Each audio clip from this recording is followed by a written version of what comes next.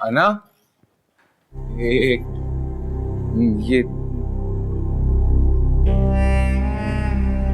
क्या है? सयान, ये क्या है?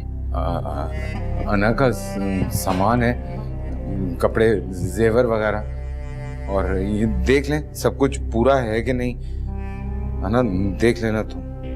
और ये वो हक महर है और ये पेपर्स हैं।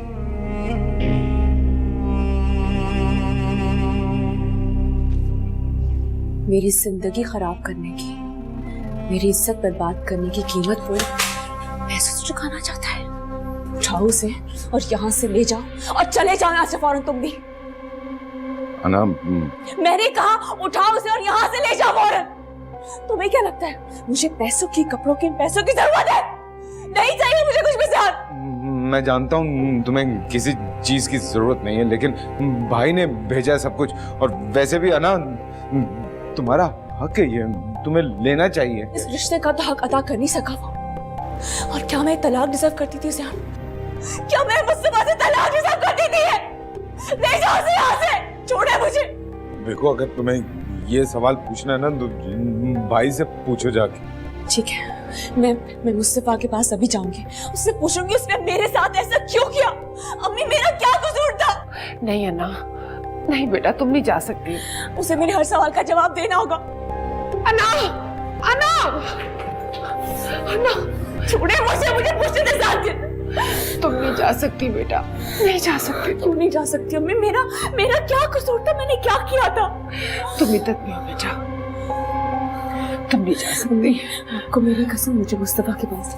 अन्ना, छोड़े मुझे, जाने दे। ना, तुम नहीं जा सकती।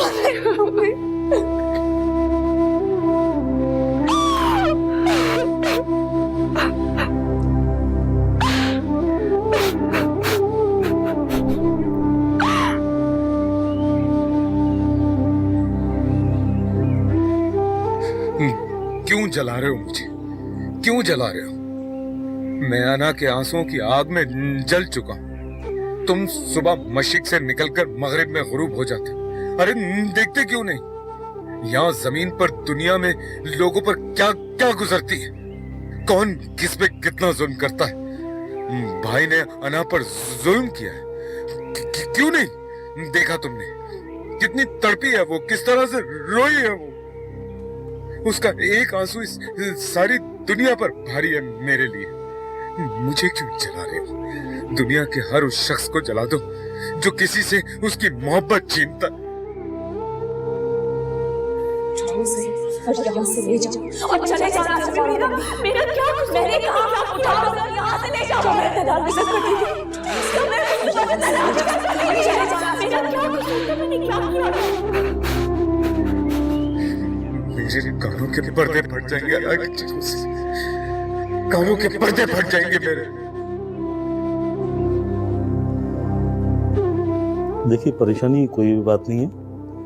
मैंने इन्हें सुकून का इंजेक्शन दे दिया और जितना आराम करेंगी उतना ज्यादा बेहतर होगा इनके। डॉक्टर साहब, खाने पीने में कोई परहेज? नहीं, कोई परहेज नहीं है। जो इनका दिल चाहे इनको दीजिए। पानी और दूसरी का ख्याल रखिएगा और बाकी आके मैं इनको चेक कर दूंगा। Thank you so much. आइए।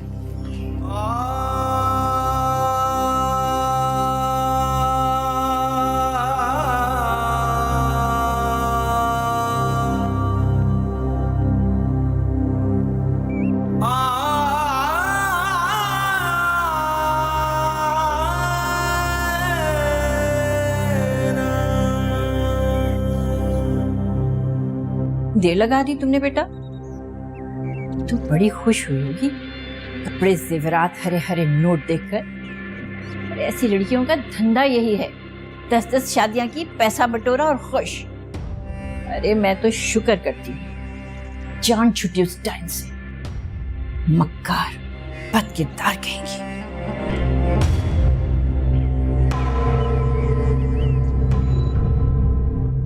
जा चुकी है वो अब इस घर से। हर ताल्लुक, हर रिश्ता खत्म हो चुका है। जिक्र मत कीजिएगा उसका इस घर में। ज़यान,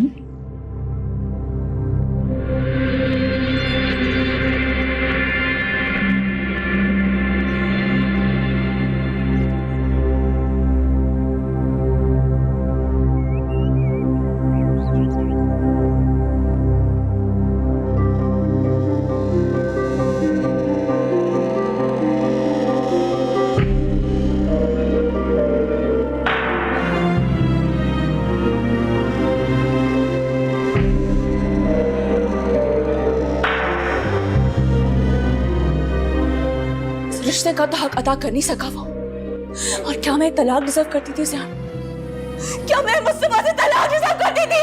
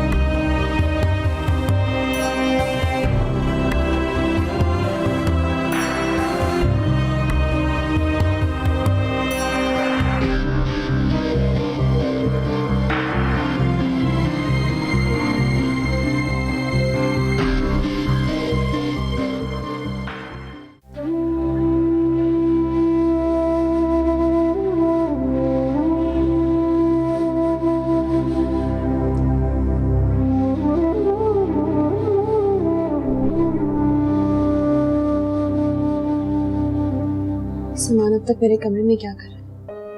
मुझे नहीं चाहिए कुछ भी। आप सब कुछ वापस भिजवा दें।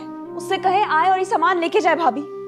अभी और इसी वक्त लेके जाए इसे। Please calm down. मुझे नहीं चाहिए कुछ भी। और इस तरह तबीयत और खराब होगी। Calm down.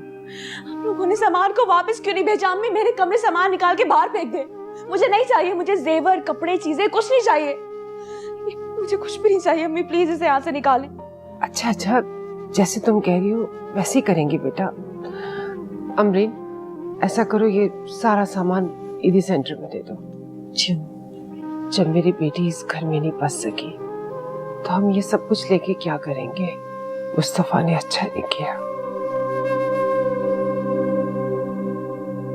मेरी तो कुछ समझ में नहीं आ रहा बेटा। ज़यान वहां से वापस आया है तो उसकी इतनी बुरी, इतनी अजीब हालत हो रही थी।